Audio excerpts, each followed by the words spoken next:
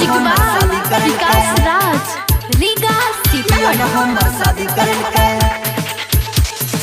जोरल जोरल गायर से पियन हम शादी करल के शादी करल के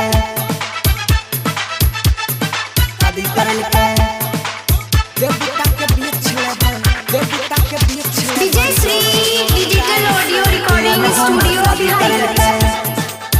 सिंगिंग बाय बंसीधर चौधरी। देवता के बीच लेबै भगवान के बीच लेबै जोरल जोरल गायर से किए न हमर बियाह करल किए न हमर बियाह किए न हमर बियाह करल भैया के साइर से किए न हमर बियाह करल भैया के साइर से किए न हमर बियाह करल बियाह करल बियाह करल। देवता के बीच लेबै भगवान के बीच लेबै जोरल जोरल गायर से हो किए न हमर बियाह करल किए न हमर किए न हमर बियाह करल भैया के साइर से किए न हमर बियाह करल भैया के साइर से हो किए न हमर शादी करल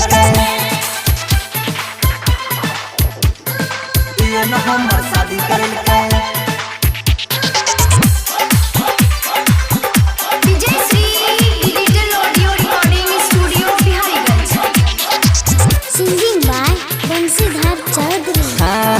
5 बारी कहने रहे काइलो खोना फोन हो हमरा संगे शादी करे के रहे ओकरो मन हो हमरा संगे शादी करे के रहे ओकरो मन हो। 5 बारी कहने रहे काइलो खोना फोन हो हमरा संगे शादी करे के रहे ओकरो मन हो। अगुआ के मरबे हम डनटा के मार से डनटा के मार से किए न हमर बियाह करल भैया के साइर से हो किए न हमर बियाह करल भैया के साइर से हो किए न हमर बियाह करल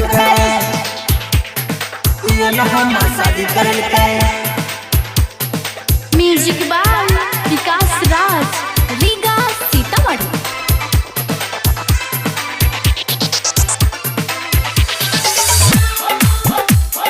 किए न हमर शादी करल किए न हमर शादी करल digital audio recording studio Bihariganj. Singing by Bansidhar Chaudhary. बड़ा सुंदर लागे रहे भौजी के बहिन हो ओकरा बिना नींद न आवे हमरा रातो दिन हो ओकरा बिना नींद न आवे हमरा रातो दिन। बड़ा सुंदर लागे रहे भौजी के बहिन हो ओकरा बिना नींद न आवे हमरा रातो दिन हो। पशुपति जन रहे एकरा कुमार से एकरा कुमार से न हमर शादी करल भैया के साइर से हो किए न हमर बियाह करल भैया के साइर से हो किए न हमर बियाह